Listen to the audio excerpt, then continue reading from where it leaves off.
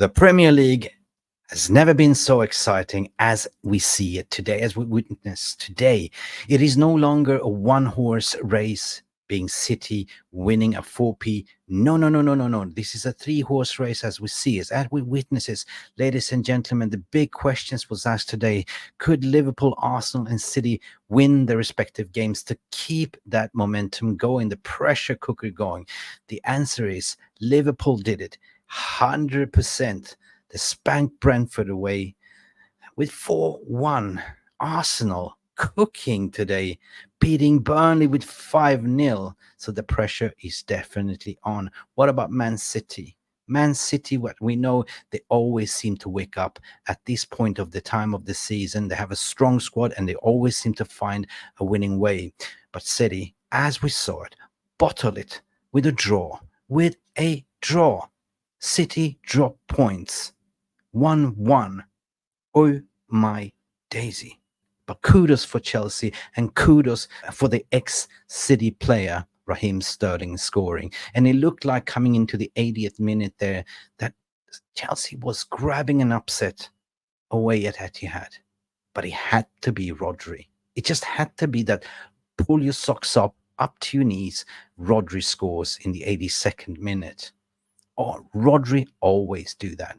And from that moment, City pushed on, trying to find a winner, and they almost did. But kudos for Mauricio Pochettino's men that seem to find a little bit of form right now, holding back for a 1-1 draw. So that puts us in a very tight spot.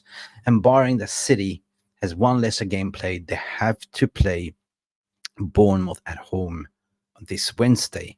So even if City wins against Bournemouth, they will still be 1 point behind Liverpool. Wow. 1 point behind Liverpool and 1 point above Arsenal. Wow.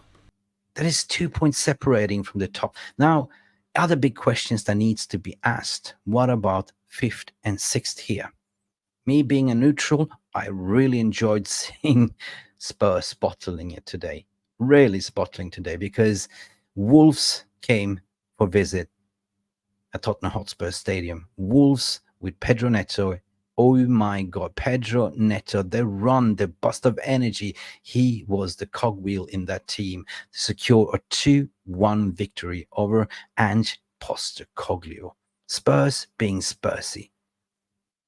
I predicted, and Paul Scholes predicted, as a Manchester United fan, that Manchester United will finish on top over Aston Villa and Spurs.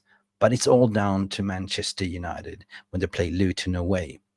Newcastle, at the end of the day, if we're going to speak about Newcastle, find a draw. So Newcastle is not in my contention at the moment. Same with Brighton, same with West Ham, because it's 13 games to play and 46 points to go. What about this? What about Aston Villa? Well, Aston Villa bounced back after the humiliation against Manchester over the last weekend and actually got a 2-1 victory. Although you saw that Fulham could have had a draw, and at least a draw, or won this game. So the top 6 is mad, guys. It is super mad. And I don't know what to say or what to believe, but I love a good race. For the past couple of years, it's only been Manchester City dominating. And there was one season where there was the pandemic season where Liverpool won, but there was no crowd in the stadium. So really, last season was Arsenal challenging City. But Arsenal, as we know, they fell off the wagon because they didn't have a deep squad. But Arsenal looked potent right now. Arsenal looked like they're going to fire. But what about Manchester United? What about Manchester United against Luton? Manchester United has won 3 in a row. And that, for me, is the most dangerous mentality mindset you can come into Luton, who has just been promoted from the Championship and it's been playing a little bit of a yo-yo football. You know, we've seen them having the shooting boots with Brighton and Newcastle, 4-0s, 4-4s.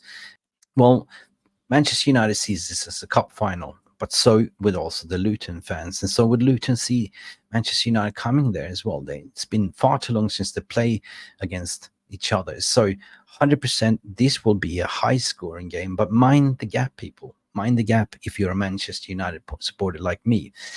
You got to come in there and don't look at the table as Manchester United fan. Just look at yourself.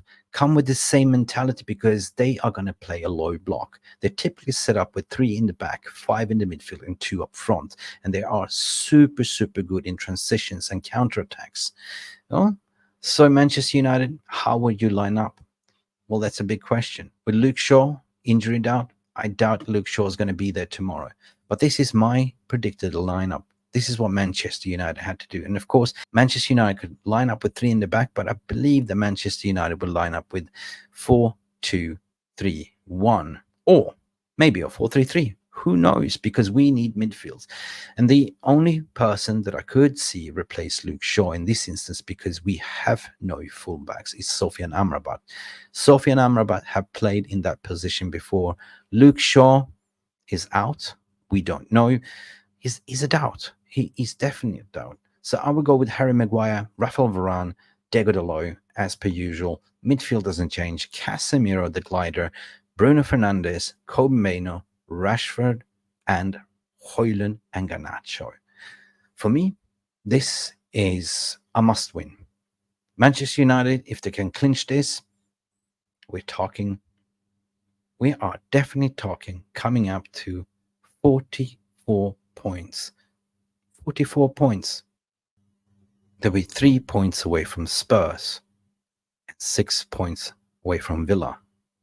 Now, that is a bloody good top 6 race, according to my opinion. But anyway, guys, let me know what you think, right? Who will win the league? Will it be a Liverpool? Will it be an Arsenal? Will it be City? Will City bounce back? I certainly don't want City to win a 4P, and I don't want Liverpool either to winning. Arsenal hasn't won the league for 20 years, so I think that this year belongs to Arsenal. Will Manchester United get these vital 3 points and 4 wins in a row, facing Fulham at home as next game? I believe so.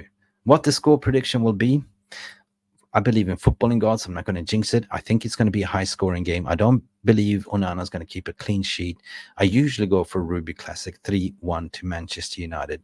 But hell, my heart says 4-0 to Manchester United.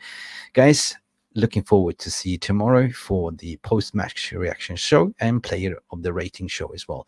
Please don't forget to like and subscribe to this video, and glory, glory, Manchester United, or whatever you like. Premier League, I love Premier League. Take it easy and see you till next time. Bye for now.